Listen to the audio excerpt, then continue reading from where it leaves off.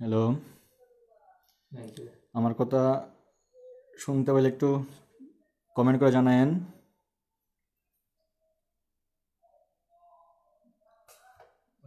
শোনা যাবে, এটা রেকর্ড।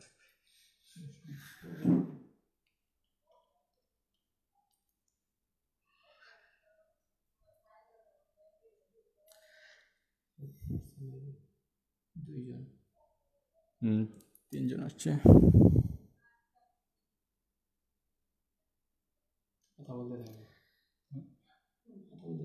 আসসালামু আলাইকুম। অলরেডি 4 জন চলে আসছে। শুরু করে দিব ইনশাল্লাহ। আর কয়েকজন আসুক। ওকে, ঠিক আছে। আমি মোহাম্মদ শফিউল্লাহ, কুমিল্লা মেডিকেল কলেজ বসের ক্লাসে আজকে পদার্থবিজ্ঞানের কাজ, শক্তি এবং ক্ষমতা নিয়ে একটা আলোচনা করব। তোমরা যদি না বুঝো তাহলে কমেন্ট করে জানাবা, যদি কোনো কোয়েশ্চেন থাকে তাহলে কমেন্ট করে জানাবা।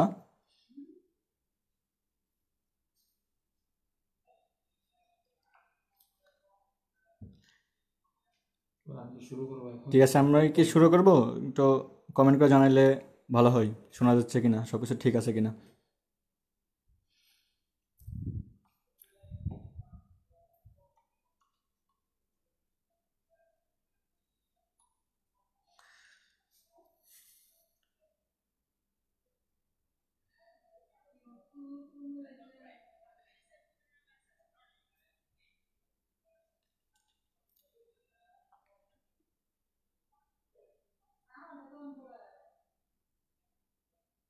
ঠিক আছে, যেহেতু শোনা যাচ্ছে তাহলে শুরু করি। আজকে আমরা কাজ, শক্তি ও ক্ষমতা নিয়ে আলোচনা করব। এটা পদার্থবিজ্ঞান প্রথম পত্রের একটা চ্যাপ্টার, মোটামুটি গুরুত্বপূর্ণই। প্রথম সে কাজ বা ওয়ার্ক। আমরা কাজ বলতে আমরা যে কোনো কিছুকে বুঝি, তবে পদার্থবিজ্ঞানের কাজটা একটু আসলে ডিফারেন্ট বিষয় একটু। তো কাজ হচ্ছে যদি কোনো বস্তুতে বল প্রয়োগ করি এবং যদি এখানে স্মরণ ঘটে তাহলে কাজ হবে। প্রথম কথা হচ্ছে এটা, যে বল প্রয়োগ করবে এবং অবশ্যই স্মরণ করতে হবে, স্মরণ না ঘটলে কাজ হবে না। মনে করো যে আমি এক দেওয়ালে ঘুষি দিলাম, এখানে বল প্রয়োগ করলাম কিন্তু কোনো স্মরণ হয় নাই, এখানে কোনো কাজ হবে না। তাহলে প্রথম শর্ত হচ্ছে বল প্রয়োগ করব এবং অবশ্যই স্মরণ হইতে হবে। তাহলে দেখি তোমার কি হয়। যদি কাজ লিখি, তো কাজের যদি এইদিকে একটু বল প্রয়োগ করি, এই বিন্দুতে এই দিকে এফ পরিমাণ বল প্রয়োগ করি, এবং যদি এই দিকে স্মরণ হয়, মনে করি এস পরিমাণ স্মরণ হইল, তাহলে এখানে অবশ্যই কী হবে, ওয়ার্ক বা কাজ হবে। হ্যাঁ, এখন কথা হচ্ছে যে আমি বল প্রয়োগ করলাম হচ্ছে মনে করি এক্স অক্ষ বরাবর এবং স্মরণও হইল এক্স অক্ষ বরাবর, তাহলে কাজের মান কী হবে, W equals to F S. আমরা এটা সবাই জানি, কিন্তু স্মরণ যদি বলের দিকে না হয় তাহলে ঘটনাটা কেমন হবে। মনে করো একজন মা তার সন্তানকে এখান থেকে এই দিকে বল প্রয়োগ করতেছে, এফ পরিমাণ বল প্রয়োগ করতেছে, কিন্তু সন্তান একটু ঝামেলা, সে যাচ্ছে কোন দিকে, ওই দিকে টিটা গুণ করে, এস পরিমাণ সে স্মরণে গেল। মা টানতেছে হচ্ছে এই দিকে, সন্তান যাচ্ছে এই দিকে, তার মানে কি সে মায়ের দিকে কিছুটা গেল কিন্তু সে মায়ের পুরোপুরি কথা শুনে নাই। তাহলে কি সে পুরোপুরি W equals to F S পরিমাণ ওয়ার্ক করছে, কাজ করছে? এখানে তার স্মরণ কি এস হবে? আসলে এখানে তার স্মরণ এস হবে না, কারণ সে বলের দিকে বা মায়ের দিকে পুরোপুরি কথা শুনে নাই। তাহলে এসটা লিখতে হবে সেই পরিমাণ যেই পরিমাণ সে বলের অনুযায়ী কথা শুনে বলের দিকে গেছে। তাহলে এসের একটা উপাংশ যেটা বলের দিকে গেছে, শুধু এইটুকুই ধরতে হবে, বাকিটা ধরা যাবে না। তাহলে এসের উপাংশ কতটুকু হবে, এটাকে লম্ব উপাংশ বলা হয়। যদি এখানে একটা লম্ব টেনে দেই তাহলে এই পরিমাণ হচ্ছে এসের উপাংশ কোন দিকে, বলের দিকে। তাহলে বল এবং বলের দিকে স্মরণের উপাংশ হচ্ছে কাজ, এর গুণফলটা হচ্ছে কাজ। তাহলে এখন বের করতে হবে এইটুকু উপাংশটা আসলে কি, কত পরিমাণ হবে। এই জন্য আমাদের একটা সূত্র ইউজ করতে হবে, পিথাগোরাসের সূত্র। দেখি এটা যে সমকোণী ত্রিভুজ হয় আর এটা যদি থিটা কোণ হয় তাহলে কি হবে দেখি তো। আমরা জানি কস থিটা ইকুয়ালস টু ভূমি বাই অতিভুজ, তাই না? যেখানে হচ্ছে ভূমি বাই হচ্ছে অতিভুজ। অতিভুজের মান কত? এস। আমার দরকার হচ্ছে ভূমির মান। তাহলে ভূমি ইকুয়ালস টু কী হবে? ভূমি equals to cos theta into অতিভুজ। কস থিটা তো আসেই, দেখি আমার অতিভুজের মান হচ্ছে এস, তাহলে হচ্ছে এস কস থিটা। তাহলে দেখি তো বলের দিকে সরণের উপাংশ কত? S cos theta. যদি সে থিটা কোণে যায়, বল যদি এফ হয় এবং সরণ যদি এফ এর সাথে থিটা কোণে যায়, তবে বলের দিকে সরণের উপাংশ হচ্ছে এস কস থিটা। তখন কাজ কত হবে? তখন কাজ হবে ডাব্লিউ ইকুয়ালস টু এফ, তখন শুধু এস লেখা যাবে না, লিখতে হবে এস কস থিটা। আচ্ছা, যাই হোক, এখন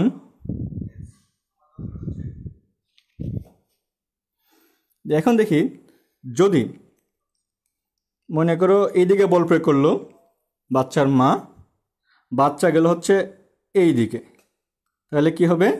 বাচ্চার মার বলের দিকে কোনো সরণ থাকবে না, কোনো সরণই নাই। দিল এই দিকে বল, সে গেল এই দিকে, তাহলে এখানে কি হবে? থিটার মান হবে 90 ডিগ্রি। তখন ডাব্লিউ ইকুয়ালস টু কি হবে? এফ এস কস 90 ডিগ্রি। তখন এটা কী হয়ে যাবে? 0 হয়ে যাবে, কোনো কাজ হবে না। এখন যদি এমন হয় যে আমি এখানে বল প্রয়োগ করলাম, সে উল্টা দিকে গেল, তাইলে কী হবে? এখানে কাজটা ঋণাত্মক হয়ে যাবে। প্রথমে এই কাজটা ছিল ধনাত্মক, এখানে কাজ ছিল না, এখন সে বলের উল্টা দিকে যাচ্ছে, তাইলে কী হবে? কাজটা ঋণাত্মক হয়ে যাবে। তাহলে কাজ হচ্ছে 3 প্রকার। এক হচ্ছে ধনাত্মক কাজ, একটা হচ্ছে শূন্য কাজ, একটা হচ্ছে ঋণাত্মক কাজ। যদি বলের দিকে যায় তাহলে হবে ধনাত্মক কাজ, যদি 90 ডিগ্রি কোণে যায় তাহলে হবে শূন্য কাজ, আর যদি তার উল্টা দিকে যায় তাহলে হয়ে যাবে এটা ঋণাত্মক কাজ। তাহলে ধনাত্মক কাজটা কি হবে দেখি আমরা। এই যে যদি থিটার মান যে এফ হচ্ছে এস, যদি থিটার মান 90 ডিগ্রি থেকে কম হয় অথবা 0 ডিগ্রি হয় অথবা 0 ডিগ্রি থেকে বেশি হয়, যদি থিটার মান 90 থেকে কম হয়, তার মানে আমার সে থিটার মান হচ্ছে 90 থেকে কম, 90 ডিগ্রি কম, এবং যদি তার মান 0 থেকে বেশি হয় অথবা 0 হয়, তাহলে 0 থেকে বেশি অথবা 0, তবে কি লাগবে তাকে লাগবে হচ্ছে ধনাত্মক কাজ। এখন যদি এটা 90 ডিগ্রি হয়ে যায়, এফ হচ্ছে এসের সাথে 90 ডিগ্রি, তাহলে কি হবে? শূন্য কাজ। এখন যদি থিটা ইকুয়ালস টু 90 ডিগ্রি, আবার যদি এমন হয় থিটার মান স্থূলকোণ, এটা হচ্ছে 90 ডিগ্রি থেকে বেশি, তাহলে কি এটা ঋণাত্মক কাজ হয়ে যাবে। তাহলে কি আমরা দেখি, থিটার মান যদি 90 থেকে বেশি হয় এবং একবারে 180 ডিগ্রি পর্যন্ত হয়, তাহলে থিটার মান 90 থেকে বেশি এবং 180 ডিগ্রির সমান অথবা 180 ডিগ্রি থেকে কম, তবে কি হয়ে যাবে? এটা ঋণাত্মক কাজ হয়ে যাবে। যাই হোক, এখন আমরা আসি যে কাজের একটা মাত্রা আছে। মাত্রাটা কি হবে? আমরা জানি W equals to F S cos theta. যদি থিটার মান যদি 0 ডিগ্রি হয় তাহলে কি হবে? W equals to F S হবে। আচ্ছা, তাহলে এটা মাত্রা কত হবে? মাত্রা বলি এফ এর মাত্রা প্লাস হচ্ছে এস এর মাত্রা। এটা মাত্রা হচ্ছে M L square T inverse 2। আর একক কী হবে? একক হবে জোল। জোল কোথা থেকে আসলো? যদি এফ এর একক নিউটন হয় এবং সরণ এস এর একক মিটার হয়, তাহলে ডাব্লিউ এর একক হবে নিউটন মিটার, আর নিউটন মিটার হচ্ছে জোল। ঠিক আছে, এখন বলতে পারে যে 1 জোল কাজ বলতে কি বোঝায়? 1 জোল কাজ বলতে কি বোঝায়? মানে 1 জোল বের করবো, তাহলে তার মানে কি ডাব্লিউ ইকুয়ালস টু 1 জোল। আবার আমরা জানি কি W equals to F S, তার মানে এফ এবং এস এর গুণফল হচ্ছে ডাব্লিউ, তাই না? তাহলে এফ এর মান যদি 1 নিউটন হয় এবং এস এর মান যদি 1 মিটার হয়, তাহলে ডাব্লিউ ইকুয়ালস টু কত হবে? 1 জোল। তাহলে কোনো একটা বস্তুর উপর যদি আমি 1 নিউটন বল প্রয়োগ করি এবং তার সরণ যদি 1 মিটার হয়, তাহলে যেই পরিমাণ কাজ হবে সেই পরিমাণে কাজে হচ্ছে 1 জুল। তোমরা যদি না বোঝো তাহলে তো বলবা, যদি দ্রুত হয় তাহলে বলবা, হ্যাঁ, কোনো সমস্যা থাকলে বলবা। আচ্ছা, এবার আমার ধনাত্মক কাজ, ঋণাত্মক কাজ এবং শূন্য কাজের একটা উদাহরণ দেই। মনে করো এই যে হচ্ছে মাটি বা পৃথিবী, এখানে আমার হাত, এখানে একটা বস্তু আছে, হ্যাঁ, বস্তুটাকে আমি উপর দিকে বল প্রয়োগ করে তুলতে যাচ্ছি, তাহলে সরণ কোন দিকে হচ্ছে? উপর দিকে। বল প্রয়োগ কোন দিকে করতেছি? উপর দিকে। তাহলে সরণের দিকে, বলের দিকে যেহেতু সরণ হচ্ছে, তখন কাজটা হবে ধনাত্মক কাজ। এটা হাতে নেওয়ার পর আমি যদি এটা সামনের দিকে নিয়ে যাই, তাহলে কি ঘটনা ঘটবে? আমার যেহেতু হাতের মধ্যে বস্তুটা আছে, তাই আমি বল প্রয়োগ করছি উপর দিকে, তার সরণ হচ্ছে কোন দিকে? সামনের দিকে। তখন তার কাজ হবে শূন্য, কারণ বল এফ এবং সরণ এস এর মধ্যবর্তী কোণ হচ্ছে 90 ডিগ্রি। এখন মনে করো অনেক উপর তুলে ফেললাম, তোলার পরে আর বস্তুটাকে ধরে রাখা আমার সম্ভব হচ্ছে না, তাহলে ঘটনা কী ঘটবে? যদি ধরে রাখা সম্ভব না হয়, তাহলে বস্তুটা আস্তে আস্তে নিচের দিকে পড়ে যেতে যাবে, তাই না? আমি উপর দিকে বল প্রয়োগ করতেছি, কিন্তু বস্তুটা কি নিচের দিকে চলে আসতেছে, আমি আর ধরে রাখতে পারতেছি না। তখন কি ঘটনা ঘটবে? তখন সে ঋণাত্মক কাজ হয়ে যাবে, কারণ বল হচ্ছে উপর দিকে, আমার সরণ হচ্ছে কি নিচের দিকে, তখন এটা হচ্ছে ঋণাত্মক কাজ। যাই হোক, আমরা কাজ আবার দুই প্রকার আছে, একটা হচ্ছে পরিবর্তনশীল বল দ্বারা কাজ, আর একটা হচ্ছে ধ্রুব বল দ্বারা কাজ। যদি বল এফ এর মান যদি অলওয়েজ সমান থাকে, তাহলে যে কাজ হবে সেই কাজের নাম হচ্ছে ধ্রুব বল দ্বারা কৃত কাজ। আর এফ এর মান যদি চেঞ্জ হয়ে যায়, একবার বাড়তেছে একবার কমতেছে, তাহলে হবে পরিবর্তনশীল বল দ্বারা কৃত কাজ। এগুলো আমাদের এখন ইম্পর্টেন্ট না, ইম্পর্টেন্ট হচ্ছে আমাদের স্থিতিস্থাপক বলের বিপরীতে কৃত কাজ, ইম্পর্টেন্ট পার্ট। এর আগে আমাদের জানতে হবে স্থিতিস্থাপক জিনিসটা কি, স্থিতিস্থাপক বল জিনিসটা কি। যদি কোনো বস্তুর উপর বল প্রয়োগ করে বস্তুর বিকৃতি করে ফেলি, আবার বলটা যদি আমি অপসারণ করি, তাহলে বস্তুটা যদি নিজের ইচ্ছায় স্বেচ্ছায় আবার আগের জায়গায় ফিরে আসে, তখন সেই বস্তুটাকে আমি স্থিতিস্থাপক বস্তু বলে থাকি। তো এখন আমি কোনো একটা বস্তুর উপর যদি এফ পরিমাণ বল প্রয়োগ করি, মনে করো একটা স্প্রিংয়ের উপর এফ পরিমাণ বল প্রয়োগ করলাম, তাহলে কি হবে? এটা লম্বা হবে এখন বল প্রয়োগ করলে। আবার যদি আমি বলটা অপসারণ করে ফেলি, তাহলে কি হবে? সে আবার আগের জায়গায় ফিরে আসবে, সে আবার কি করবে? আগের জায়গায় ফিরে আসবে। কতটুকু বল প্রয়োগ করে? ঠিক সেম এফ পরিমাণ বল প্রয়োগ করে, ঠিক আছে? তো এইখানে সে কী করতেছে? আমার বলের বিরুদ্ধে আরেকটা উল্টা দিকে একটা বল প্রয়োগ করতেছে এবং সমান বল প্রয়োগ করতেছে, হ্যাঁ। তাহলে এই বলের বিরুদ্ধে যে স্থিতিস্থাপক যে বলটা আছে বিপরীত দিকে, এই বলের বিরুদ্ধে আমি যে একটা বল প্রয়োগ করতেছি, যেহেতু বল প্রয়োগ করছে এবং কি হচ্ছে, তার সরণ হচ্ছে মনে করি এক্স পরিমাণ, তাহলে অবশ্যই কী হবে? এখানে ওয়ার্ক হবে, কাজ হবে, তাই না? তাহলে এটা হিসাব করবো যে কোনো একটা স্থিতিস্থাপক বস্তুকে যদি আমি কী করি? লম্বা করতে চাই, তাহলে স্থিতিস্থাপক বলের বিরুদ্ধে কী করতে হবে? আমাকে কাজ করতে হবে। সেই কাজটা কি? হ্যাঁ, স্থিতিস্থাপক বস্তু আমরা দুইটা নিয়ে আলোচনা করব, একটা নিয়ে আলোচনা করবো এখন। একটা হচ্ছে স্প্রিং হচ্ছে একটা স্থিতিস্থাপক বস্তু। স্প্রিংয়ের উপর যদি আমি এফ পরিমাণ বল প্রয়োগ করি, তাহলে কি করবে? স্প্রিং ঠিক উল্টা দিকে সেম পরিমাণ বল প্রয়োগ করবে। যদি এই বলের মান হয় এফ এস, আর আমি যেটা করলাম এটা যদি হয় এফ, তাহলে দুইটা কী হবে? সমান হবে। এফ ইকুয়ালস টু কী হবে? এফ এস হবে। কিন্তু এই বলটা যদি হয় বাইরের দিকে, এটা কোন দিকে হবে?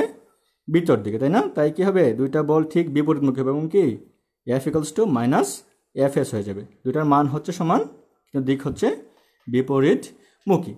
এখন আমি এইখান থেকে যদি তাকে কি করি? লম্বা করে এক্স দূরত্ব পর্যন্ত নিয়ে যাই, তাহলে আমার কি পরিমাণ কাজ করতে হবে? এই যে এফ এস বলের বিরুদ্ধে কি পরিমাণ কাজ করতে হবে, এটা আমার কি বের করতে হবে, হ্যাঁ। তো দেখি, এখন আমি যত বেশি তার সরণ ঘটাবো বা যত বেশি লম্বা করব, তত বেশি কি বল প্রয়োগ করতে হবে, তাই না? তাহলে কি হবে? এফ সমানুপাতিক এক্স, এক্সের মান যত বেশি হবে এফ এর মান তত বেশি হবে, অথবা এফ এর মান যত বেশি হবে এক্স এর মান তত বেশি হবে। তাহলে কি লেখা যায়? F equals to K x. এটা সমানুপাতিক ধ্রুবক, আবার এটাকে বল ধ্রুবক বলা হয়। কি বলা হয়? বল ধ্রুবক। আচ্ছা, আবার যেহেতু F equals to minus F S, তাহলে কি হবে? F equals to minus F S equals to কী হবে কে এক্স। তাহলে কি লিখতে পারি F S equals to minus K X. আচ্ছা, যাই হোক আমি এফ এর মান পেয়ে গেলাম। এখন বের করতে হবে যে স্থিতিস্থাপক বলের বিরুদ্ধে কী পরিমাণ কাজ করতে হবে। স্থিতিস্থাপক বল হচ্ছে এফ এস, আর স্থিতিস্থাপক বলের বিরুদ্ধে বল হচ্ছে এফ। তাহলে আমি যে কাজটা করব এই কাজটা এফ পরিমাণ বল দিয়ে করব। হ্যাঁ, এখানে কী পরিমাণ কাজ করতে হবে, মনে করি যে একটা স্প্রিং ছিল, এই স্প্রিংটা এইটুকু ছিল প্রথমে। তো এটা কী করলাম, আমি এটার মধ্যে বল প্রয়োগ করলাম। বল প্রয়োগ করলে কী হবে, তার স্মরণ হবে না, এ পর্যন্ত আসলো। তাহলে প্রথমে সে ছিল এইখানে, সে এইখান থেকে এইখানে আসলো। তাহলে তার কি প্রথম স্মরণ ছিল কত 0, এবার স্মরণ কত হইলো এক্স পরিমাণ স্মরণ হইল। এই যে এক্স স্মরণ হইলো, এক্স স্মরণটাকে আমি অনেকগুলো ছোট ছোট ভাগে ভাগ করে ফেলবো, এবং প্রত্যেকটা ভাগের মান কত হবে ডিএক্স পরিমাণ। তো আমরা জানি কি ডিডাব্লিউ বা কাজ, ছোট একটা কাজ হচ্ছে DW equals to F R কি ছোট একটা স্মরণ ডিএক্স, তাই না? ছোট একটা কাজ হচ্ছে কি DW equals to F DX. এখন এই যে এইটুকু স্মরণের জন্য কৃত কাজ কতটুকু ডিডাব্লিউ। এখন সকল প্রকার ডিডাব্লিউ যদি আমি যোগ করে দিই তাহলে আমার কি টোটাল কাজ পাওয়া যাবে। কার বিরুদ্ধে কাজ? এটা স্থিতিস্থাপক বলের বিরুদ্ধে কাজ বা স্প্রিং বলের বিরুদ্ধে কাজ। এখন আমার কি কাজ? আমার কাজ হচ্ছে সকল প্রকার ডিডাব্লিউকে যোগ করে দেওয়া। সকল প্রকার যোগ হচ্ছে সমাকলন। হ্যাঁ, তার মানে আমি ডিডাব্লিউকে সমাকলন করে ফেলবো। দেখি তো, এই যে ডিডাব্লিউ আছে, যত ডিডাব্লিউ সবগুলোকে সমাকলন করব। যেহেতু ডিডাব্লিউ সমাকলন করলাম তাই কী করতে হবে এফ ডিএক্সকেও সমাকলন করতে হবে। কিন্তু দুনিয়ার তো আর সব এফ ডিএক্স সমাকলন করা যাবে না, শুধুমাত্র 0 থেকে এক্স পর্যন্ত যত ডিএক্স আছে সেইগুলোকে যোগ করতে হবে। তাই একটা লিমিট দিতে হবে, লিমিটটা হচ্ছে 0 থেকে এক্স পর্যন্ত। তাহলে ডিডাব্লিউর সমাকলন সূত্র অনুযায়ী কত হবে, এটা ডাব্লিউ হয়ে যাবে। আর এফ এর মান আগে আমরা পাইছিলাম, আমরা এফ এর মান কি ছিল কে এক্স ডি এক্স, এর লিমিট কত 0 থেকে এক্স পর্যন্ত। তাহলে কি হবে, কে হচ্ছে ধ্রুবক, সামনে চলে আসবে এক্স ডিএক্স, তাই না? আর এটা কি সমাকলন সূত্র অনুযায়ী কী হবে, এটা equals to K X square by 2 0 x.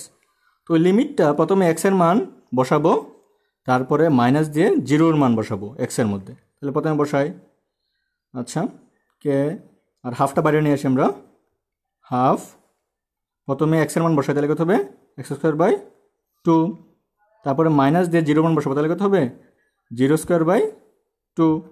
ঠিক আছে, তাহলে কত হবে হাফ কে সরি এনে তো নিয়ে আসলাম আগে, কে এক্স স্কোয়ার মাইনাস 0 স্কোয়ার হবে, তাহলে কি হবে হাফ কে এক্স স্কোয়ার। তাহলে টোটাল কত কাজ হলো W equals to half K X square. তাহলে স্প্রিং বলের বিপরীতে কৃত কাজ W equals to half K X square. এখন কথা হচ্ছে এই যে স্প্রিংটাকে যে আমি লম্বা করলাম, লম্বা করার পরে যদি আমি বলটা অপসারণ করি তাহলে কী হবে, সে আবার কি আগের জায়গায় ফিরে আসবে। যে আগের জায়গায় যে ফিরে আসলো এটা হচ্ছে স্প্রিং বল দ্বারা কৃত কাজ।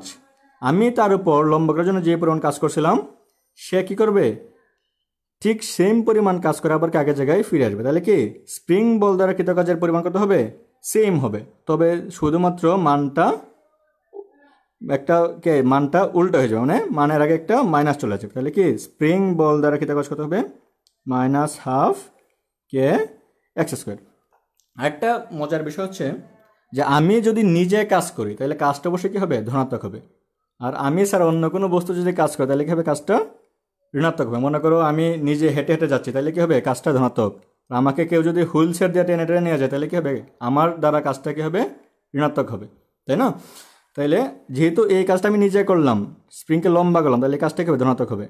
আর স্প্রিংকে হলো নিজে কাজ করে আবার আগের জায়গায় ফিরে আসলো, এই কাজটা কী হবে ঋণাত্মক হয়ে যাবে।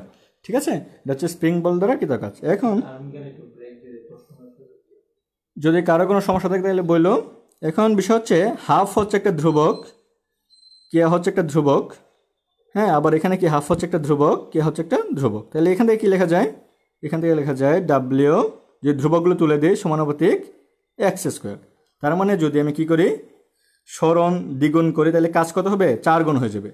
সরণ দ্বিগুণ করলে কি হবে? কাজ 9 গুণ হয়ে যাবে। ঠিক আছে, তাহলে সরণের যে স্প্রিংয়ের সরণ যত বাড়াবো কাজ কি হবে? তার বর্গহারে কি হবে? বৃদ্ধি পাবে। হ্যাঁ, আচ্ছা, এখন আমরা আরেকটা কাজ বিষয়ে আলোচনা করব।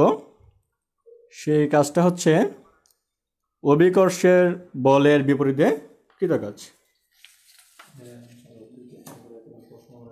আচ্ছা, এখন দেখো, স্প্রিং বল বিষয়ে যদি কারো কোনো জানার থাকে অথবা স্প্রিং বলের বিপরীতে কাজ বিষয়ে কারো কোনো জানার থাকলে একটু কমেন্ট করে জানাও। হ্যাঁ, আমি এরপরে অভিকর্ষ বল নিয়ে আলোচনা করব এবং অভিকর্ষ বলের বিপরীতে কাজ নিয়ে আলোচনা করব। যার যার সমস্যা একটু কমেন্টে জানাও।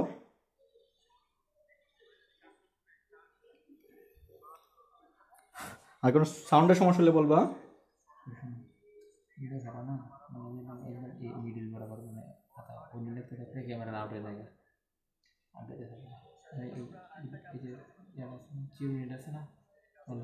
চিরুনি বরাবর আনার চেষ্টা করবো।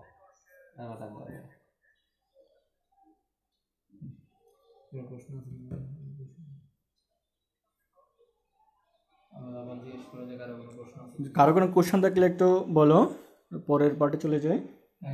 কথা কিন্তু রেডি থাকে না, বুঝছো? এই প্রশ্ন তুমি যে সুযোগ দিছো।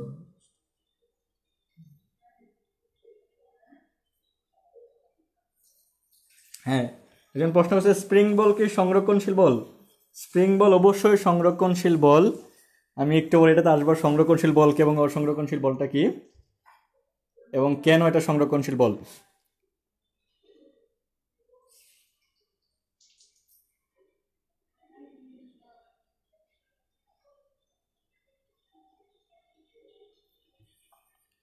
আচ্ছা, এবার আমরা সেই অভিকর্ষ বলের বিপরীতে কাজ, এটা আসলে জিনিসটা কি? অভিকর্ষ বল কি? অভিকর্ষ বল হচ্ছে যদি পৃথিবী কোনো একটা বস্তুকে আকর্ষণ করে তখন সেই বলকে অভিকর্ষ বল বলা হবে। মনে করি এটা একটা পৃথিবী, যদি গোল হয় নাই, পৃথিবী গোল না অবশ্য, পৃথিবীর উপরে গেছে একটা বস্তু আছে, এই বস্তুর উপর কী করতেছে? পৃথিবী একটা আকর্ষণ বল দিচ্ছে, তাই না? আকর্ষণ বল দিয়ে কী করতেছে? ভিতর দিকে টানতেছে। এখন তাকে যে আমি উপরে নিতে চাই তাহলে কী করতে হবে? আমার কাজ করতে হবে। কারণ কি? কারণ পৃথিবী তাকে ভিতর দিকে আকর্ষণ করতেছে, আমার কি উপর দিকে কি একটা বল প্রয়োগ করতে হবে। পৃথিবী এই বস্তুর উপর নিচের দিকে যে পরিমাণ বল প্রয়োগ করতেছে, আমাকে কি করতে হবে? ঠিক সমান পরিমাণ উপর দিকে বল প্রয়োগ করতে হবে, তবে আমি কী করতে পারবো? বস্তুটাকে উপরে নিতে পারবো। ঠিক আছে, যেহেতু এইখানে আছে, এখানে মনে করি এই যে এখান থেকে দূরত্ব হচ্ছে আর পরিমাণ, মানে পৃথিবীর ব্যাসার্ধ।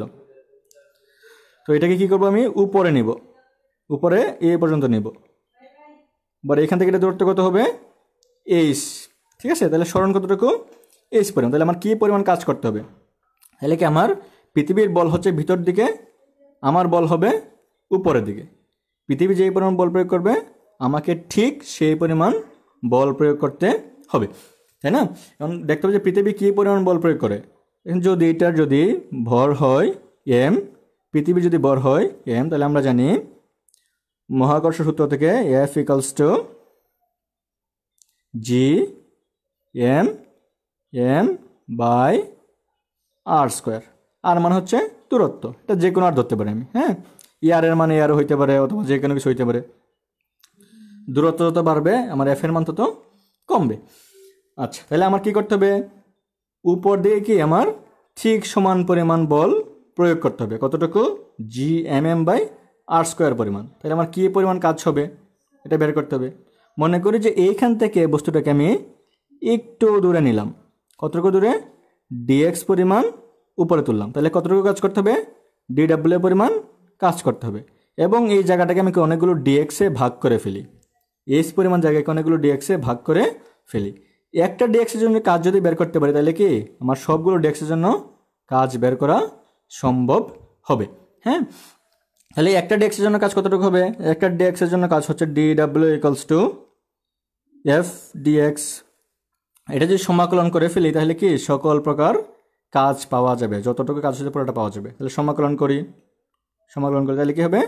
এখানে একটা লিমিট দিতে হবে। লিমিটটা কী হবে? আগে থেকে দেখো তার কি একটা মান ছিল, তার কি একটা সরণ ছিল। কতটুকু সরণ ছিল? এই আর এর মান প্রথমে ছিল আর পরিমাণ, আর এর মান কিন্তু 0 ছিল না। এখন কি করব, এই আর থেকে বৃদ্ধি করে তাকে আর কি এইচ পরিমাণ উপরে নেব। তাহলে কি এখানে আর এর মান কত, এখানে আর এর মান হচ্ছে আর প্লাস এইচ, তাই না? তো প্রথমে আর এর মান ছিল হচ্ছে আর, এখান থেকে বৃদ্ধি করে কোথায় নেব তাকে, এবারে আর প্লাস এইচ পর্যন্ত নিয়ে যাব। হ্যাঁ, তাহলে দেখো এখানে একটা লিমিট দিতে হবে। ডিএক্স এর লিমিট কত হবে, আর ইকুয়ালস টু আর থেকে R equals to R plus H পর্যন্ত।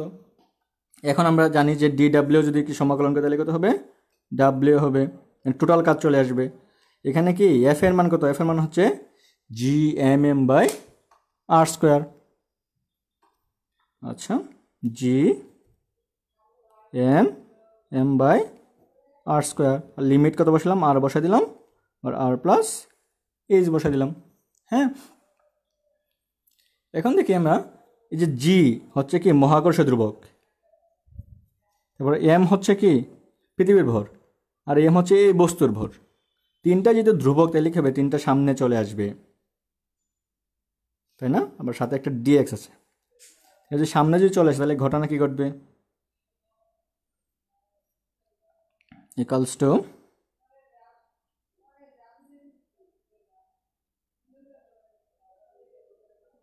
সেটা আমি ইচ্ছে করলে স্মল আর লিখতে পারি, কোনো সমস্যা নাই। যদি জি এম এম সামনে চলে আসে তাহলে কত হবে, ইকুয়ালস টু থাকবে শুধুমাত্র DX by R square, limit হচ্ছে আর আর প্লাস এস। আচ্ছা, ইকুয়ালস টু কী হবে, যদি এটাকে সমাকলন সূত্র দেই তাহলে জি এম এম হবে মাইনাস 1 বাই আর হয়ে যাবে।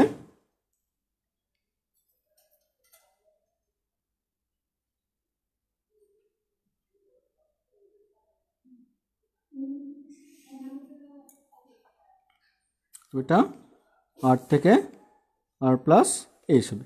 এখন বিষয় হচ্ছে আমার যে কেউ বলতে পারে যেটা আর, এটা হচ্ছে ডিএক্স, আলাদা কেন? এখানে আরও হচ্ছে কি দূরত্ব, ডিএক্স হচ্ছে দূরত্ব। এখানে আমরা ডি আরও ইউজ করতে পারি অথবা কি ডিএক্স ইউজ করতে পারি, কোনো সমস্যা নাই। হ্যাঁ, তবে একই হইলে ভালো। এটা যদি ডি আর ইউজ করি তাহলে কি আরও সুবিধা হয় আমাদের জন্য, যে ডি আর ইউজ করে ফেলি আমরা। আচ্ছা, ঠিক আছে, তাহলে আমি আবার আসবো যে জি এম এম কত হবে, একবার বসাবো হচ্ছে আর প্লাস এইচ এর মান, আরেকবার হচ্ছে আর এর মান। তাহলে কি হবে, minus 1 by R plus H minus minus 1 by R. আচ্ছা, তারপরে কি হবে, তাহলে আমার W equals to G M M 1 by R, minus হচ্ছে প্লাস হয়ে যাবে, minus 1 by R plus H, তাই না? এগুলো যদি লসাগু করি তাহলে লসাগু করলে কী হবে, ঠিক তো, G M M R into R plus H, R plus H minus R, কত থাকবে, G M M H by R into R plus H. এটা হচ্ছে কি আমার কৃতকাজ। কার বিরুদ্ধে কৃতকাজ, অভিকর্ষ বলের বিরুদ্ধে কৃতকাজ। তাহলে যদি কোনো একটা বস্তুকে আমি অভিকর্ষ বলের বিরুদ্ধে এইচ পরিমাণ উপরে নিতে চাই তাহলে কি আমার ঠিক এই পরিমাণ কাজ করতে হবে। এখন আরেকটা বিষয় হচ্ছে, আমরা জানি আর হচ্ছে পৃথিবীর ব্যাসার্ধ, আর এইচ হচ্ছে আমি কতটুকু উচ্চতা নিলাম সেই পরিমাণ উচ্চতা, তাই না? হচ্ছে এইচ। আর এর তুলনায় এইচের মান কি অনেক ছোট হয়, আর এর তুলনায় এইচের মান অনেক ছোট, তাই কি আমি এইচকে বাদ দিতে পারি। তবে গুণের সময় কোনো সময় এইচ বাদ দেওয়া যাবে না, ভাগের সময় কোনো সময় ছোট জিনিস বাদ দেওয়া যাবে না। অলওয়েজ যোগ এবং বিয়োগের সময় কি অনেক ছোট জিনিসকে বাদ দেওয়া যায়। তাহলে কি আমি এখানে এইচ বাদ দিতে পারবো, কিন্তু এখানে কি এইচকে বাদ দিতে পারবো না। তাহলে ইকুয়েশনটা কী হবে, W equals to G M M H by R square. এটা হচ্ছে আমার অভিকর্ষ বলের বিরুদ্ধে বা অভিকর্ষ বলের বিপরীতে কৃতকাজ। তাহলে কোনো একটা বস্তুকে যদি ভূমি থেকে এইচ পরিমাণ উচ্চতায় নিতে চাই, যদি এইচ পরিমাণ উচ্চতায় নিতে চাই এখান থেকে এখানে, তাহলে কী পরিমাণ কাজ করতে হবে? G M M by R square into H পরিমাণ কাজ করতে হবে। তাহলে এখানে দেখি যদি জি ধ্রুবক হয়, যদি এম ধ্রুবক হয়, যদি এ এম ধ্রুবক হয়, যদি কি আর বা পৃথিবীর ব্যাসার্ধ ধ্রুবক হয়, তাহলে কি লেখা যায়? ডাব্লিউ সমানুপাতিক এইচ লেখা যায়, তাই না? আচ্ছা, তাহলে আমি যত উচ্চতা যাব তত বেশি কী হবে? কাজ করতে হবে। এটা সমানুপাতিক হারে কাজ করতে হবে। এখন আমরা আসি স্থিতিস্থাপক বল এবং অভিকর্ষ বলের দুটো কাজের মধ্যে তুলনা দেখি। স্থিতিস্থাপক বলের কাজের মধ্যে তুলনা কী ছিল? ডাব্লিউ সমানুপাতিক এক্স স্কোয়ার। আর অভিকর্ষ বলের বিরুদ্ধে কাজের তুলনা কী ছিল? ডাব্লিউ সমানুপাতিক এইচ। স্থিতিস্থাপক বলের বেলায় যদি সরণ এক্স হয় তাহলে কি তার বর্গ হারে কাজ করতে হবে, কিন্তু অভিকর্ষ বলের বেলায় যদি সরণ এক্স হয় তাহলে কি করতে হবে? তার বর্গ হারে কাজ করতে হবে না, শুধু সমানুপাতিক হারে কাজ করলেই চলবে। তাহলে দেখা যাচ্ছে যে স্থিতিস্থাপক বলের বেলায় আমাকে কাজ বেশি করতে হবে, কিন্তু অভিকর্ষ বলের বেলায় কি কাজ কম করতে হবে। আমাদের কাজের টপিক্সটা এখানেই শেষ। আমি একটা অঙ্ক দিব, তুমি একটু করো। অঙ্কটা হচ্ছে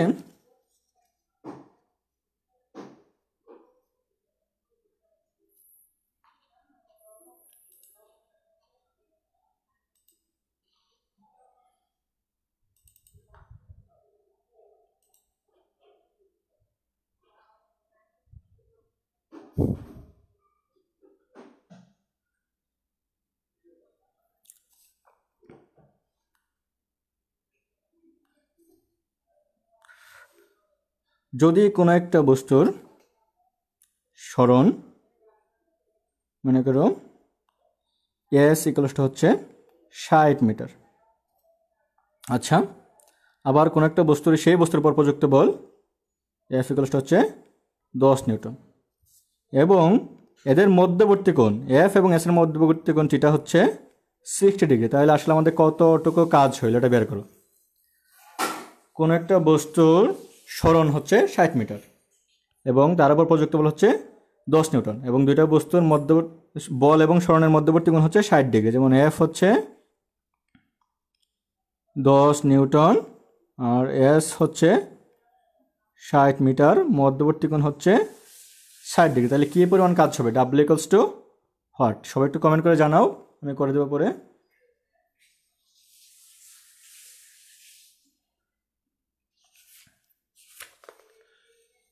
শেষের অংশ কোনটা একটু জানালে ভালো হয়।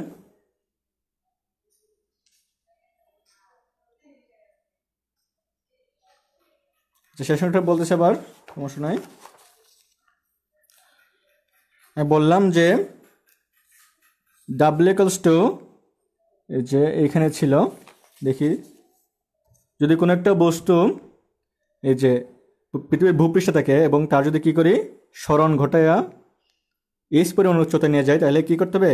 কাজ করতে হবে, এবং এই কাজটা আমার অভিকর্ষ বলের বিরুদ্ধে করতে হবে। এই কী পরিমাণ কাজ করতে হবে, হ্যাঁ, এটা বের করতে হবে। তো আমার অভিকর্ষ বলের মান কত জানি? F equals to G M by R square. তার মানে কি আমার উপর দিকে ঠিক সেম পরিমাণ বল প্রযুক্ত করতে হবে, তাই না? তাহলে দেখি আমি যদি এই যে এই সরণটাকে অনেকগুলো ভাগে ভাগ করি, ডি আর বা ডি এক্স অনেকগুলো ভাগে ভাগ করি, তাহলে কী হবে? ডিএক্স এর জন্য যদি কাজ করতে হয় বা ডি আর এর জন্য যদি কাজ করতে হয় ডি ডাব্লিউ পরিমাণ, তাহলে সকল পরিমাণ ডিএক্স এর জন্য যত কাজ আছে সবগুলো যোগ করলে টোটাল কাজের পরিমাণ পাওয়া যাবে। এই জন্য কী করতে হবে? এটা সমাকলন করতে হবে।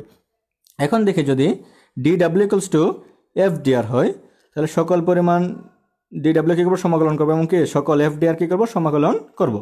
কিন্তু পৃথিবীর সকল এফ ডি আর সমাকলন করা যাবে না, শুধু আর থেকে আর প্লাস এস পর্যন্ত যত কি ডিআর আছে সবগুলো কী করতে হবে? আমার যোগ করতে হবে, বাকিগুলোকে যোগ করার দরকার নাই। তাকে একটা লিমিট দেবো, আর ইকুয়ালস টু আর এবং R equals to R plus S. হ্যাঁ, এখানে যে সমাকলন সূত্র অনুযায়ী বসে আনলাম, জি ইকুয়ালস টু কি G M M into -1/r, limit হচ্ছে আর থেকে আর প্লাস এস পর্যন্ত। হ্যাঁ, তাহলে কি হবে, যে বসাই দুইটা মান বসাবো, বসানোর পরে কী পাওয়া যাবে, W equals two GMm 1/r minus 1/r plus H. তাহলে যে সমাকলন লসাগু যদি করি তাহলে একবারে কোথায় চলে যায়, W equals two GMm h/r plus H. এখন কথা হচ্ছে, যদি কোনো একটা জিনিস অনেক ছোট হয়, মনে করো যে আমার কাছে টাকা আছে 1 কোটি টাকা, এখন কেউ এখান থেকে 2 টাকা নিয়ে গেল, তাহলে আমার কোনো কি টাকার কোনো ডিফারেন্স হবে না বললেই চলে। তাহলে যদি 2 টাকা বিয়োগ করে দেয় অথবা যদি 2 টাকা যোগ করি তাহলে কোনো সমস্যা হবে না, কিন্তু 2 টাকা গুণ করলে কিন্তু অনেক চেঞ্জ হয়ে যাবে, 2 টাকা ভাগ করলে কি হবে, অনেক চেঞ্জ হয়ে যাবে। তাই যোগের বেলায় এবং বিয়োগের বেলায় কি ছোট জিনিস বাদ দেওয়া যায়। এখন যদি এই যে আমার সরণটা হইলো উপর দিকে, এই সরণের মান যদি আর এর তুলনায় অনেক ছোট হয় তাহলে কি করতে পারবো, যোগের বেলায় কি করতে পারবো, এটা বাদ দিতে পারবো। যেহেতু এখানে যোগ আছে তাই কি এসটা বাদ দিতে পারবো, কারণ কি নর্মালি আমাদের উচ্চতা এসের মান কি অনেক বেশি হয় না, কিন্তু পৃথিবীর ব্যাসার্ধ অনেক বেশি, তাই এখানে এসটা বাদ দিতে পারবো। কিন্তু আমার যে উপরে যে গুণ অবস্থা এস আছে সেটাকে বাদ দেওয়া যাবে না।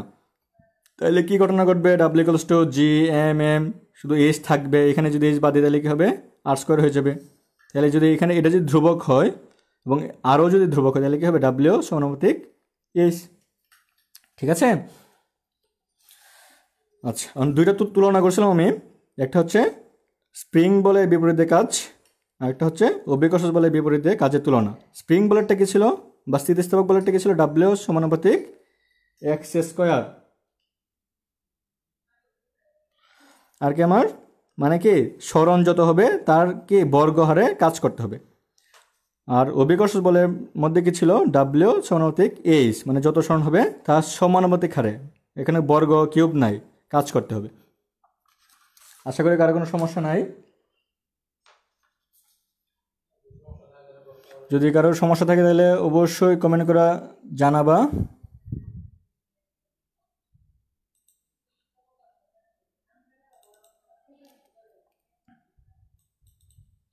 একটা অঙ্ক দিয়েছিলাম, অঙ্কটা সবাই পারার কথা এখানে। হ্যাঁ আচ্ছা, তাহলে কি দেখি তো আমরা অঙ্কটা কি হবে, W equals to F S cos theta, F এর মান কত 10 ইন্টু 60 ইন্টু হচ্ছে কস 60 ডিগ্রি মান কত হবে হাফ, তাহলে কত হবে 300 হবে, তাই না, 300 জুল। আচ্ছা এখন আমরা চলে যাই,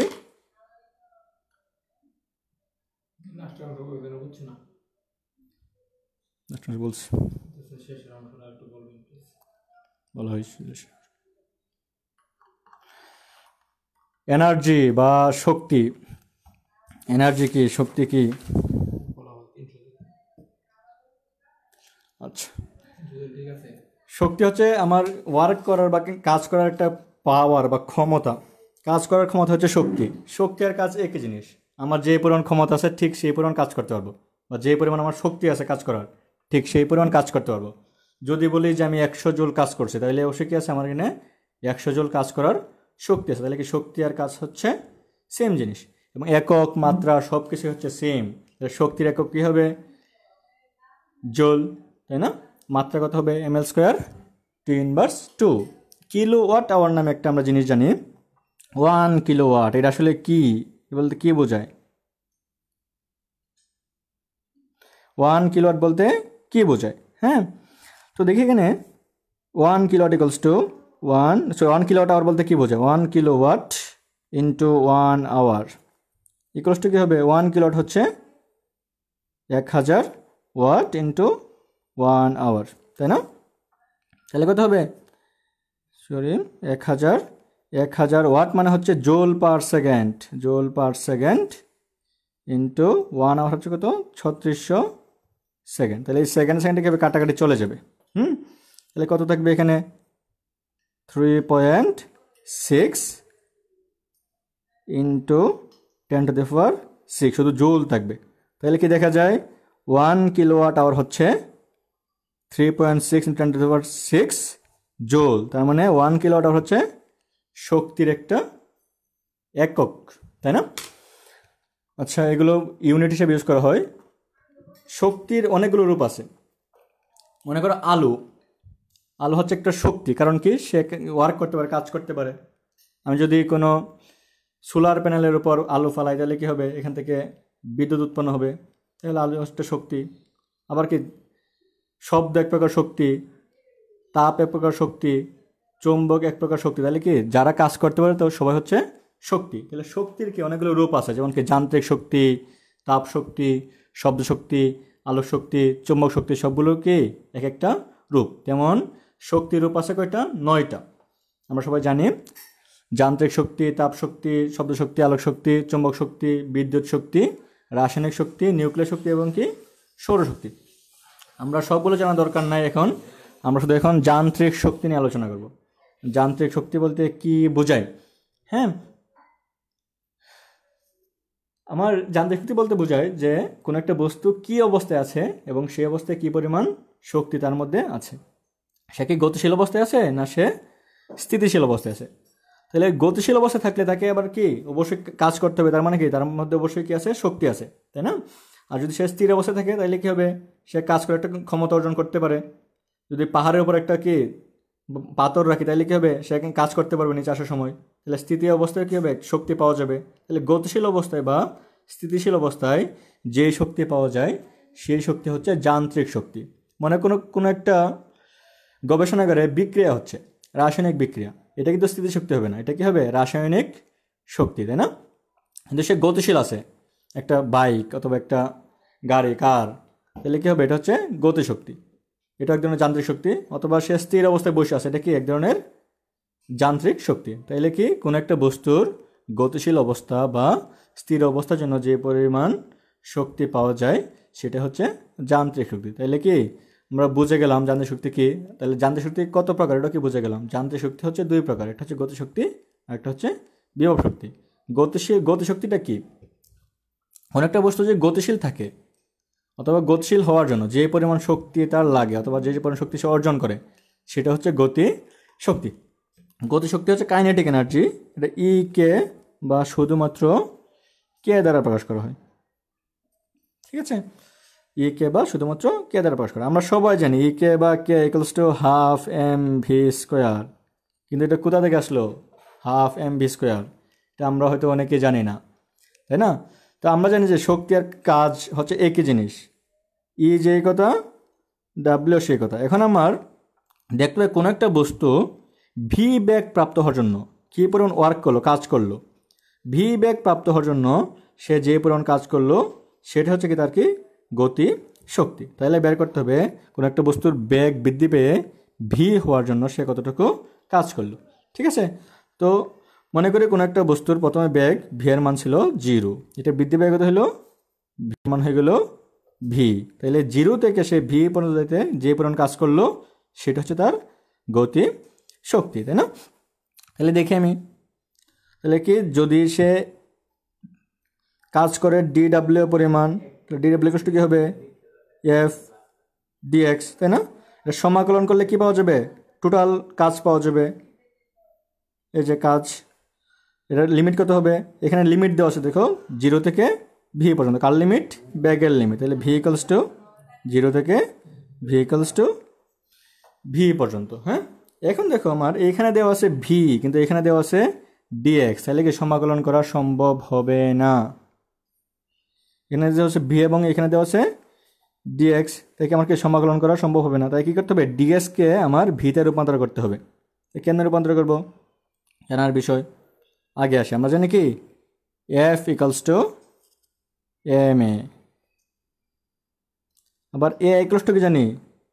ডিবি বাই ডিটি বা ডিডিটি অফ ভি, মানে সময় সাপেক্ষে বেগের অন্তরীকরণ হচ্ছে ত্বরণ। আবার এটাকে কী লেখা যায়? মনে করি নিচে এবং উপরে একটা ডিএক্স গুণ করলাম, যে ডিএক্স গুণ করলাম, কোনো সমস্যা আছে? কোনো সমস্যা থাকার কথা না। ডিএক্স জাস্ট কাটাকাটি চলে গেলে 1 হয়ে যাবে। সুবিধার্থে গুণ করলাম যাতে কি আমার চেঞ্জ হয়ে যায়। এই ডিএক্সটা এদিকে নিয়ে আসলাম, এই ডিটা ওইদিকে নিয়ে গেলাম, তাহলে কী হবে? Dv by dx into dx by dt, ঠিক আছে? আমরা এখান থেকে কী বাই দেখি তো, ডিবি বাই ডিএক্স থাকলেও ডিএক্স বাই ডিটি হচ্ছে ভি, তাইলে কী হবে? A equals to v dv by dt. ঠিক আছে, তাহলে এখানে তাহলে এফ ইকুয়ালস টু কী হবে, এফ ইকুয়ালস টু হবে M V DV by DT. তাহলে এই পৃষ্ঠার পরে চলে যাই আমরা। সমাকলন ডিডাব্লিউ হচ্ছে W equals to V equals to 0 থেকে ভি ইকুয়ালস টু ভি হলো এফ এর মান বসাই দিই, যেহেতু এটা হচ্ছে এফ ডিএক্স, এফ হচ্ছে এম এ ডিএক্স, তাহলে কী হবে এম এ ডিএক্স, তাহলে ইকুয়ালস টু কী হবে এম এর মান হচ্ছে ভি ডিবি বাই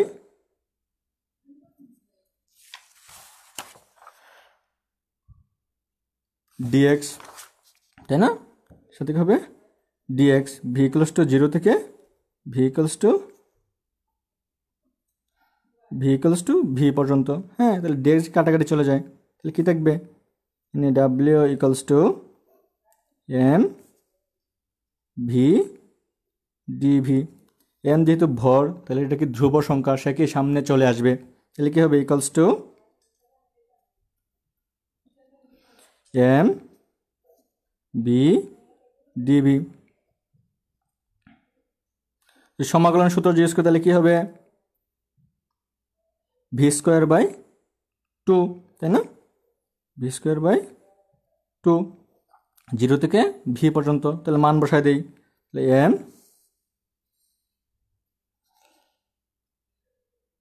হবে ভি স্কোয়ার বাই 2 মাইনাস দিকে হবে দ্বিতীয় মান বসবে 0 স্কোয়ার বাই 2, লসটা হবে হাফ এম ভি স্কোয়ার। তাহলে কতটুকু কাজ করতে হলো, ডাব্লিউ পরিমাণ কাজ করতে হলো, কী জন্য ভি পরিমাণ গতির জন্য। তাহলে আমার এই যে ভি পরিমাণ গতির জন্য যে পরিমাণ কাজ করতে হলো এটা কি গতিশক্তি, তাহলে কি গতিশক্তি কে ইকুয়ালস টু কী হবে হাফ এম ভি স্কোয়ার। হ্যাঁ, দেখো তাহলে গতিশক্তির রাশিমালা কী হবে কে ইকুয়ালস টু বা E K equals to half M V square. তাহলে কি গতি বৃদ্ধির জন্য যে পরিমাণ কাজ করতে হবে সেই পরিমাণ কাজে হচ্ছে তার গতি শক্তি। এখন গতি শক্তির সাথে আমার ভরবেগের একটা গুরুত্বপূর্ণ সম্পর্ক আছে। গতি শক্তির সাথে ভরবেগের সম্পর্কটা কি, ভরবেগ আমরা জানি ভরবেগ P equals to M V, আর গতিশক্তিকে বললাম K equals to half M V square. তাহলে দেখি কী ঘটনা ঘটে, যদি এর উপরে নিচে যদি কী করি একটা এম গুণ করে দিই, তাহলে কী হবে half M square V square, নিচে কী হবে একটা এম হয়ে যাবে, ইকুয়ালস টু কী হবে এম স্কোয়ার ভি স্কোয়ার মানে কি M V whole square by 2m, তাই না?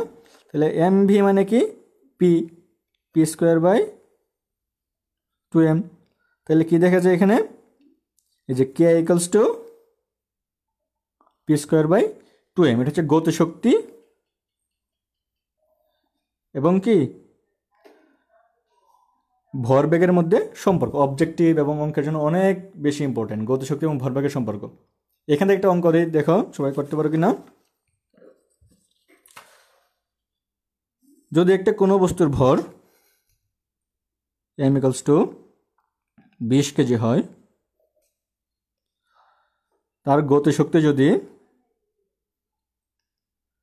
কে ইকুয়ালস টু 10 জুল হয়, তাহলে ভরবেগ পি ইকুয়ালস টু হট। সবাই একটু করে ফেলো, একটু কমেন্টে জানাও। যদি ভর 20 কেজি হয়, গতিশক্তি কে ইকুয়ালস টু যদি 10 জুল হয়, তাহলে তার ভরবেগ পি ইকুয়ালস টু হট।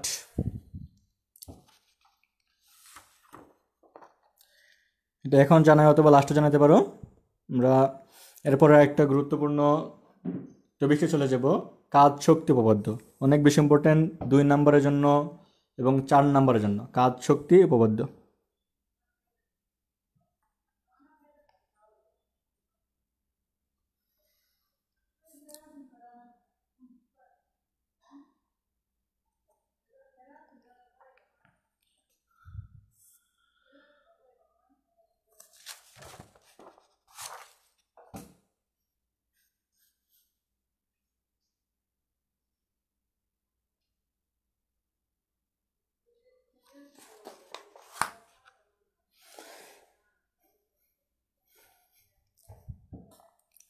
কাজ শক্তি উপপাদ্য হচ্ছে কোনো বস্তুর উপর প্রযুক্ত বল দ্বারা কৃত কাজ বস্তুর কি গতিশক্তির পরিবর্তনের সমান। মনে করো যাই দেওয়া আছে দরকার না আমার, এইখানে একটা বস্তু আছে, বস্তুর গতিশীল বস্তু v1 বেগে গতিশীল, তাহলে কি হবে তার গতিশক্তি কত হবে হাফ এম v1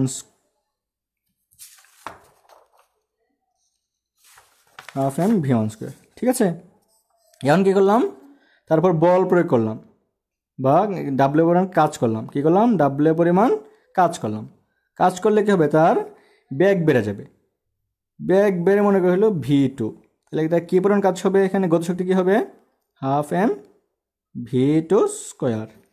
তাহলে প্রথম গতিশক্তি ছিল হাফ এম v1 স্কোয়ার, তাহলে কি হলো তার মধ্যে একটু কাজ করলাম, ডাব্লিউ পরিমাণ কাজ করলাম, তাহলে গতিশক্তি কী হলো বেড়ে গেলো, বেড়ে গিয়ে কত হলো হাফ এম v2 স্কোয়ার। তাহলে গতিশক্তির পরিবর্তন কতটুকু হলো, delta K equals to half M v2 square minus half M v1 square. তাহলে এখানে কথা হচ্ছে আমি যেই পরিমাণ ওয়ার্ক করব, কাজ করব, তার কি ঠিক সেই পরিমাণ গতিশক্তি বৃদ্ধি পাবে। তার মানে কি এটা হচ্ছে ডাব্লিউর সমান। তাহলে তার গতিশক্তি যে পরিমাণ বাড়লো, আমি কি সেই পরিমাণকে কাজ করলাম, অথবা কি যে পরিমাণ কাজ করলাম ঠিক সেই পরিমাণ কি হবে তার গতিশক্তি পরিবর্তিত হবে বা বৃদ্ধি পাবে। এটা কি প্রমাণ করতে হবে। কেমনে প্রমাণ করবো দেখি তো, দেখি যে আমরা যদি W equals to F x, হ্যাঁ, আবার এফ ইকুয়ালস টু আমরা কি জানি এম এ ইকুয়ালস টু কি হবে এম এ এক্স, তাই না। আবার কি জানি আমরা V square equals to V not square plus 2as বা 2ax। আবার আমরা জানি V square equals to V not square plus 2ax। X আর এস সেম কথা, স্মরণ দুইটাই। তাহলে কি লেখা যায়, এখান থেকে দেওয়া যায় ax ইকুয়ালস টু, এটা এই পাশে নিয়ে আসা V square minus V not square by 2, তাই না। এখানে যদি এক্স এর মান বসাই দিই এই জায়গায়, তাহলে ঘটনা কি করবে দেখি তো, W equals to M V square minus V not square by 2, তাই না। ইকুয়ালস টু কী হবে half M V square minus half M V not square. এটা হচ্ছে কি k1, মানে প্রথম, সরি এটা হচ্ছে k2, নাকি দ্বিতীয় অবস্থায় কি পরিমাণ তার গতিশক্তি ছিল, আর মাইনাস কে এটা হচ্ছে k1 ইকুয়ালস টু কি ডেল্টা কে। তার মানে কি আমি যেই পরিমাণ কাজ করব গতি বাড়ানোর জন্য, তার কি হবে ঠিক সমপরিমাণ কি হবে গতিশক্তি বৃদ্ধি পাবে। এটা হচ্ছে কি কাজ শক্তি উপপাদ্য। হ্যাঁ, যদি না বুঝো একটু বলবা।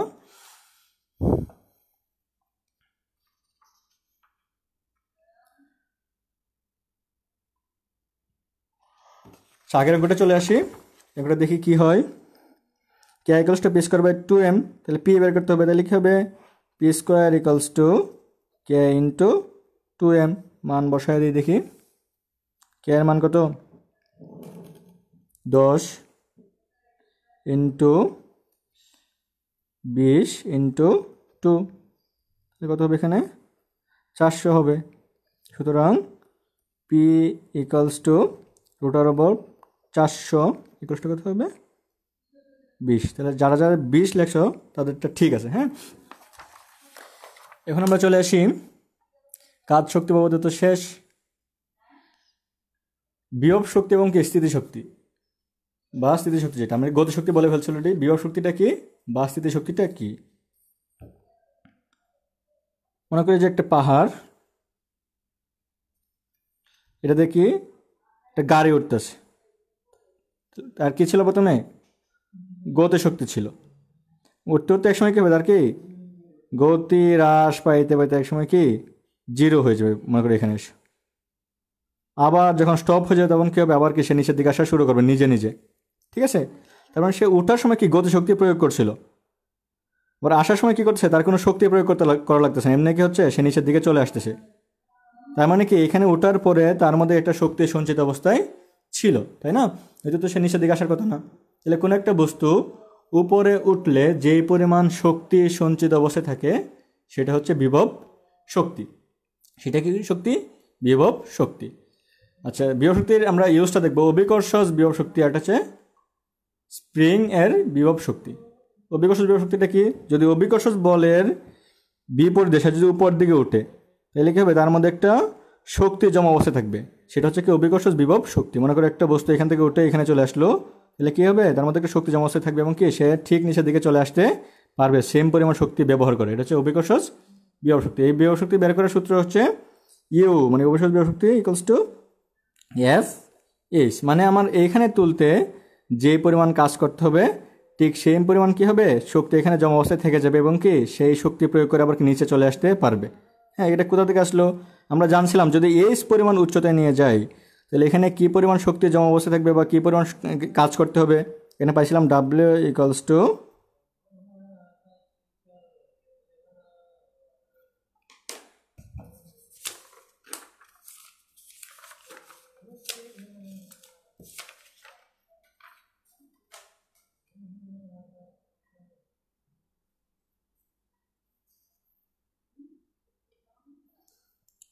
জি M M R square into H. যদি আমি কী করি তাকে এইচ পরিমাণ উপরে নিই তাহলে কী পরিমাণ কাজ করতে হবে? G M M R square by H. তাহলে ইকুয়ালসটা কি লেখা যায়? এটা G M by R square হচ্ছে জি, ঠিক আছে? তাহলে লেখা জি এম এইচ, ঠিক আছে? আর জি এম মানে কি বা এম জি মানে কি? এফ। ইকুয়ালসটা লেখা যায় এফ এইচ। তাহলে ঠিক টোটাল কতটুকু কাজ করতে হবে? এইখান থেকে তাকে উপরে তুলতে আমার এফ এইচ পরিমাণ কাজ করতে হবে। তার মানে কি তার মধ্যে এফ এইচ পরিমাণ শক্তি জমা অবস্থায় থেকে যাবে। তাহলে কি বিভব শক্তি কী হবে? ইকুয়ালস টু এফ এইচ বা এটাকে কি লেখা যায়? M G H. এখন দেখি আমরা স্প্রিংয়ের বিভব শক্তি। যদি কী করি আমরা একটা স্প্রিংকে যদি কী করি টান দিয়ে লম্বা করে, তার মানে কি তার মধ্যে কী হবে? একটা শক্তি জমা অবস্থায় থেকে যাবে। এটা হচ্ছে কি তার স্প্রিংয়ের বিভব শক্তি। এই যে একটা স্প্রিং, কী করলাম? তাকে টান দিয়ে লম্বা করলাম, মনে করো টান দিয়ে লম্বা করলে যদি তার উপর ডাব্লিউ পরিমাণ কাজ করতে হয় তাহলে কী হবে? ডাব্লিউ পরিমাণ শক্তি এখানে জমা অবস্থায় থেকে যাবে। এই শক্তি দিয়ে কী করতে পারবে? সে আবার কি উল্টা দিকে আসতে পারবে। তাহলে এটাকে লম্বা করতে, এক্স পরিমাণ লম্বা করতে যে পরিমাণ কাজ করতে হবে সেটা হচ্ছে তার কি সঞ্চিত শক্তি বা বিভব শক্তি। তাহলে কী পরিমাণ কাজ করতে হবে আমরা অলরেডি জানি, ডাব্লিউ ইকুয়ালস টু হাফকে এক্স স্কোয়ার পরিমাণ কাজ করতে হবে। তাহলে কি এখানে কতটুকু শক্তি জমা থাকবে?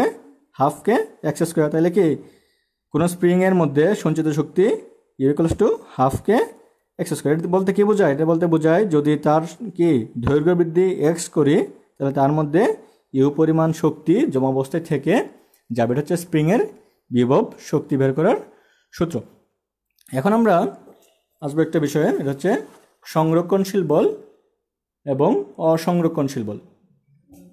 মনে করো কোনো একটা বস্তুকে এইখান থেকে ঘোরায়া ঘোরায়া ঘোরায়া একবারে এখানে নিলাম, মানে এখান থেকে এটার লম্ব দূরত্ব হচ্ছে 10 মিটার। আবার গেল সে সোজা কি নিচের দিকে চলে আসলো। এখন যে তাকে ঘোরায় যে আমি এখানে নিলাম এটার জন্য যে পরিমাণ কাজ করতে হবে, আবার সে যে নিচে যে চলে আসলো এটার জন্য কী হবে? ঠিক সে সেই পরিমাণে কাজেই করবে। তার মানে কি ওরা দুইটার কি কাজে কোনো পার্থক্য নাই। তাহলে দেখো কোনো একটা বস্তুকে যদি আমি উপরে তুলি তাহলে কী করতে হবে? আমার নিজের কাজ করতে হবে। সে যদি নিচে চলে আসে তাহলে কী করবে? আমি কাজ করবো না, সে নিজে কাজ করবে। তাহলে আমি এইখান থেকে এখানে নিতে যদি 100 জুল কাজ করি তাহলে কী করবে? বস্তুটা নিচে আসার সময় কী হবে? ঠিক 100 জুল কাজ নিজে করবে, তাই না? তাহলে দেখো এই যে তাকে আমি উপরে নিলাম, যে দিক দিয়ে ঘোরা নেই না কেন এই বিন্দুতে নিলাম এবং কি বা 10 মিটার উপরে নিলাম।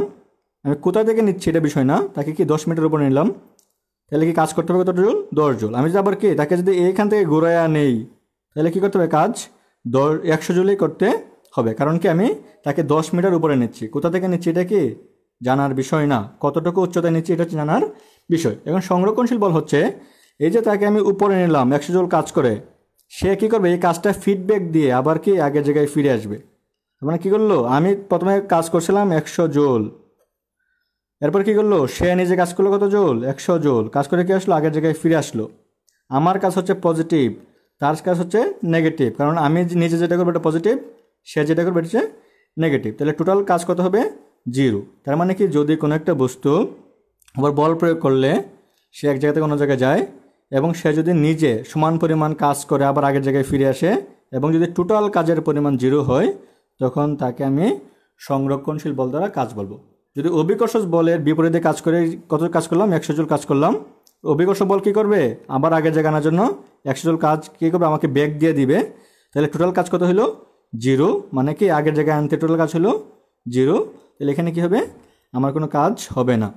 তার মানে এটা কী হবে? সংরক্ষণশীল বল হবে। তাহলে সংরক্ষণশীল বল দ্বারা কাজটা কী হবে? যদি যেই বলের বিরুদ্ধে কাজ করলে বা যেই বল দ্বারা কাজ করলে কোনো একটা বস্তুকে ঘুরায় যদি আবার আগের জায়গায় ফিরিয়ে আনি, তাহলে যদি কাজের পরিমাণ 0 হয়, তাহলে কি সেই বলকে সংরক্ষণশীল বল বলা হবে এবং এই কাজকে সংরক্ষণশীল বল দ্বারা কাজ বলা হবে। যেমন হচ্ছে অভিকর্ষজ বল দ্বারা কৃত কাজ। তো যদি এমন হয়, এখানে কোনো একটা বস্তু আছে, আমার মোবাইলটা ধাক্কা এখানে নিলাম, সে আবার আগের জায়গায় ফিরে আসবে? সে আবার আগের জায়গায় ফিরে আসবে না। আবার কি করতে হবে? আমাকে কি কাজ করতে হবে। হ্যাঁ, যদি এখান থেকে নিতে যদি কত জুল কাজ লাগে? 10 জুল। তাহলে কি করতে হবে? আবার কি তাকে আবার আগের জায়গায় ব্যাক করতে গিয়ে আমার কি নিজেরই 10 জুল কাজ করতে হবে। তাহলে দুইটা কাজে হচ্ছে পজিটিভ, সে কোনো কাজ ফিডব্যাক দিবে না। তাহলে এক জায়গা থেকে ঘুরায় যদি আমি অন্য জায়গায় নিয়ে যাই এবং যদি ঘুরায় কী করি আবার আগের জায়গায় ফিরে আনি, টোটাল কাজের পরিমাণ যদি 0 না হয় এবং কি পুরাটা কাজ যদি আমার একা করতে হয়, তখন তাকে অসংরক্ষণশীল বল দ্বারা কাজ বলা হবে। মানে যে সকল কাজ আমি আর ফিরে পাবো না, সেটা হচ্ছে অসংরক্ষণশীল বল দ্বারা কাজ। যেমন আমি ঘর্ষণ বল, যে ঘর্ষণ হচ্ছে এই বল আর কি আমি ফিরে পাবো না, আবার কি ঘষতে ঘষতে আবার কি আমার আগের জায়গায় ফিরে আনতে হবে। হ্যাঁ, তাহলে ঘর্ষণ বল হচ্ছে কি অসংরক্ষণশীল বল। আবার সান্দ্র বল হচ্ছে কি অসংরক্ষণশীল বল। হ্যাঁ, আমরা সংরক্ষণশীল বল এবং অসংরক্ষণশীল বলের একটা উদাহরণটা দেখে নেব। ঠিক আছে, আজকে আমাদের এই পর্যন্তই থাক। ইনশাল্লাহ আগামী ক্লাসে বাকি অংশটুকু আলোচনা হবে এবং ম্যাথ নিয়ে আমরা আলোচনা করব। একটা অঙ্ক দেখো পারো কিনা।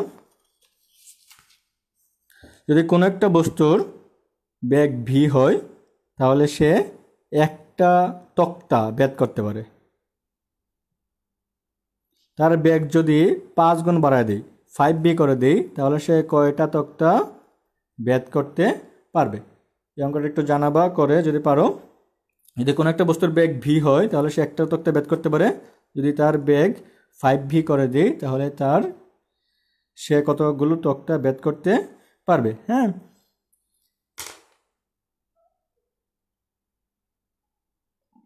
ম্যানেজমেন্টের সমস্যার জন্য আসলে আমার দেখতে তারপরে লিখতে সমস্যা হয়ে গেছে। হ্যাঁ, আগামী ক্লাসে ইনশাল্লাহ পরবর্তী পার্ট নিয়ে আলোচনা হবে এবং শেষ করে দেবো ইনশাল্লাহ।